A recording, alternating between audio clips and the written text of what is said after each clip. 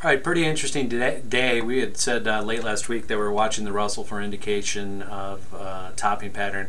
We actually sold off last week in the Russell and then rallied back to a new high Friday, but couldn't hold the high for the close on Friday. And we actually maintained a position short on the Russell over the weekend, and it turned out to be a very good trade on the first day here, first Monday, trading on the new month, February. But the thing that was more important to us when we look at, and I've got a chart up here of the NASDAQ that was very important, was the action Friday was right here. We opened, traded down, and then once that opening drive completed, we never saw that low again on Friday, and we traded to a new high.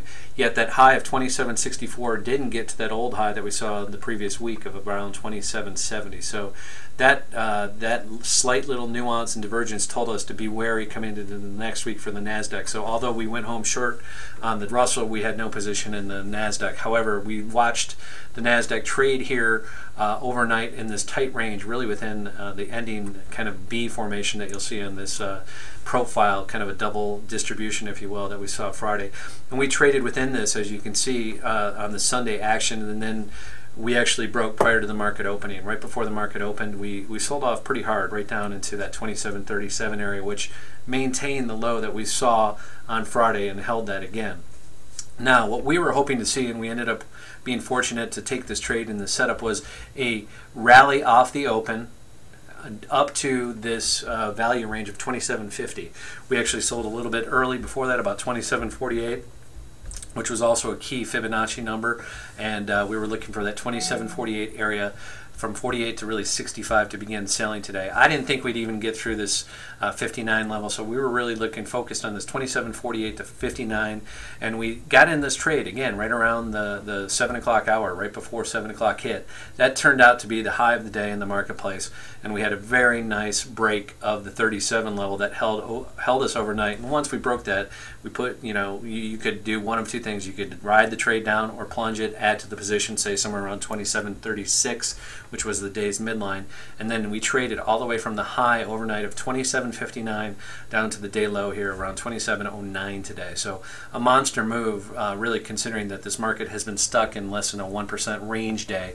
Today we traded a high of 27.50 intraday, broke down all the way down to 27.09. So again, about 40 points, or almost 1.5% wide in the NASDAQ. Now the S&P was not as wide. We held the magic 1490 number again. We'll be watching this number as we come into the closing sessions, but we think the S&P really broke here going back to last Thursday, and we had a recovery high on Thursday, but you can see the trend line that we've seen over the last few weeks has really kind of stalled and slowed.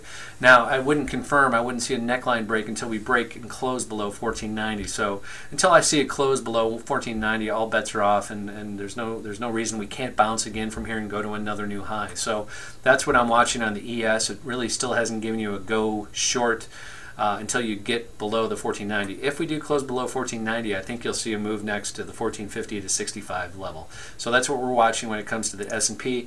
Be careful out there. This is definitely now, we've switched from a one-way market that we've been in over the last, really going back to December 30th. Finally saw a big down day across all indices. The dollar rallied today. Dollar is very important again in watching this market. Rallied again high today to about 79.50. Listen, join us if you haven't tried our service here. Our trade ideas, again, last month, January, paid for over 5 years of our service. If you're just a small one-lot trader, look to take a stab at our service, misstrade.info. What are you waiting for? The trade ideas that we provide are valid, live, and limit orders only is what we offer to our members on our exclusive Twitter feed. www.misstrade.info. We'll see you on the other side. Have a great trading day tomorrow, and be careful out there. See if we can hold 2700, 1490 key numbers for tomorrow on the market here as we wrap up today's video.